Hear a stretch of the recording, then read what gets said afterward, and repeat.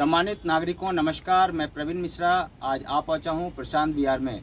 और प्रशांत विहार में आपको सुनाते हैं कि जो नए गार्डनर हैं उनको क्या करना चाहिए, किस तरकीब से गार्डनिंग को शुरू करनी चाहिए और गार्डनिंग के लिए क्या ज़रूरी है जब वो घर में सब्जियों को लेकर चलते हैं।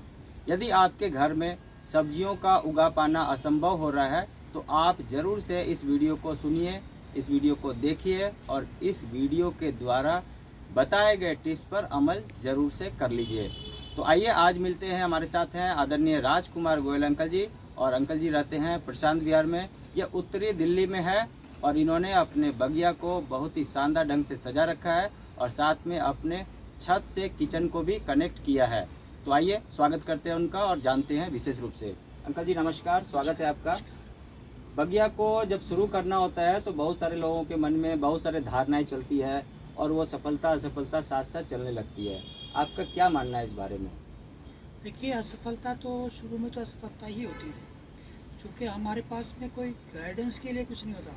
वो तो मैं भी पहले यूट्यूब पे देख लेता था, किताबें भी पढ़ता था एग्रीकल्चर के हिसाब से या कैसे, लेकिन उससे अब यूँ तो अगर हमने MA BA की डिग्री लेनी है तो टीचर के पास क्लास के अंदर तो जाना ही पड़ेगा।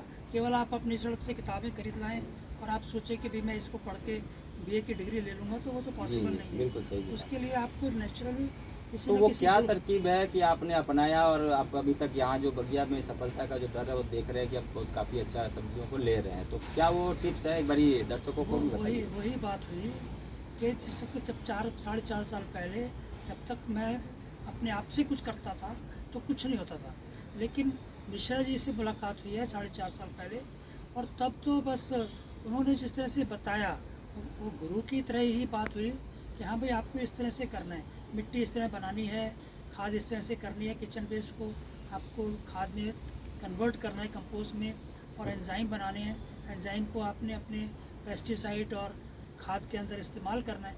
वो जब सब कुछ उन्होंने सिस्टमेटिक तरीके से बात हुई, सिस्टमेटिक तरीके से मिट्टी किस तरह से बनानी है, किस पौधे के लिए कौन सी मिट्टी पर लगेगी, और वो सब कुछ जब हुआ, और उसके बाद सीज़न के हिसाब से कौन सा सीज़न में कौन सी सब्जी।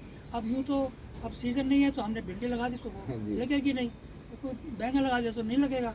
जब सीज़न होगा तो वो जैसे ही आप लगाएंगे अपने आप शुरू हो जाएगा।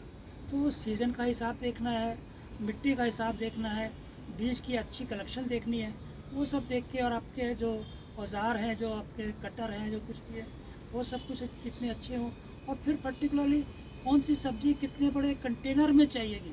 अब आपने तोरी लगानी है और आपने 8 इंच का गमला ले लिया तो वो नहीं बनेगी, तोरी उसमें नहीं आएगी। तो उसके लिए आपको पर्टिकुलरली 14-15 इंच, 14 इंच से 16 इंच 18 इंच तक का गमला लेना पड़ेगा। तो वो सब चीज़ें अगर आप इस्तेमाल करेंगे तो नेचुरली सब कुछ ठीक बनेगा।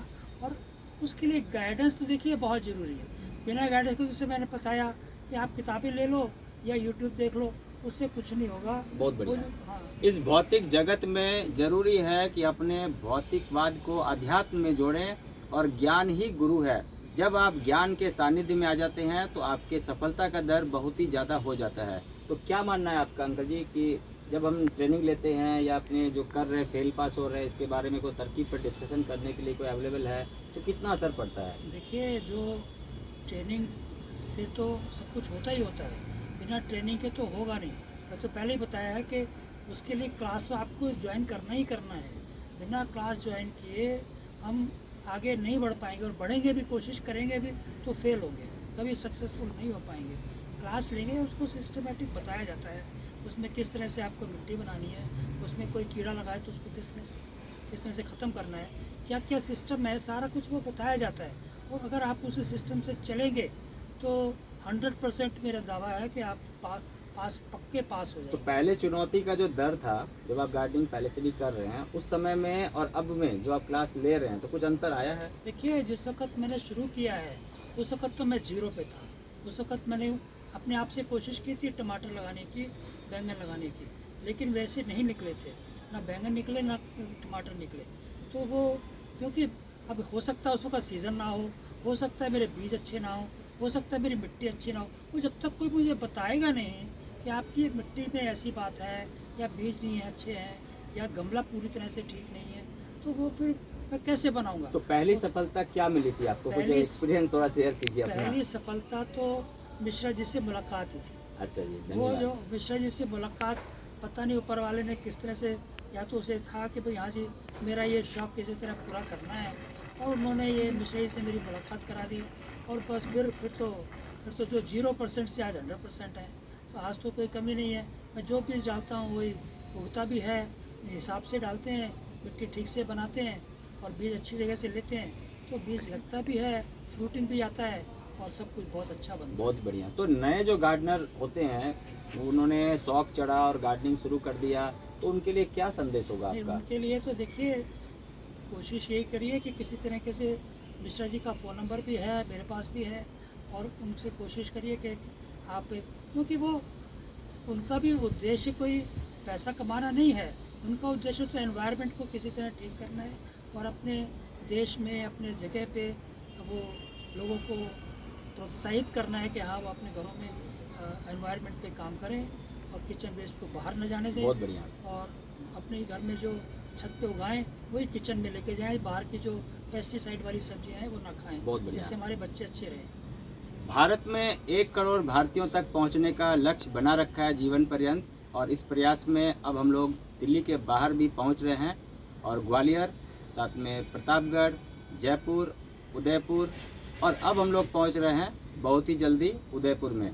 तो आप सभी का विशेष रूप से हम धन्यवाद देते हैं कि आप दूर देश से बैठकर भी इस तरह के वीडियो को देखते हैं और सराहते हैं। और इसी क्रम में हम लोग पर्यावरण प्रेमियों के यहाँ मिलते हैं जाकर, और इस आशय से मिलते हैं कि हमें आशीर्वाद मिलता रहे।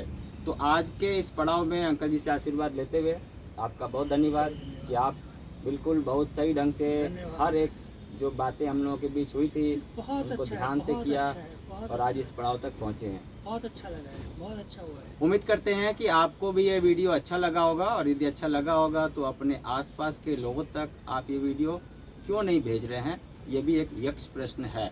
तो आइए इस वीडियो को भी देखें, सराहें, और अपने द्वारा किए गए प्रयास से हम लोग एक बहुत बड़ा बदलाव लाने के लिए तैयार हो जाएं।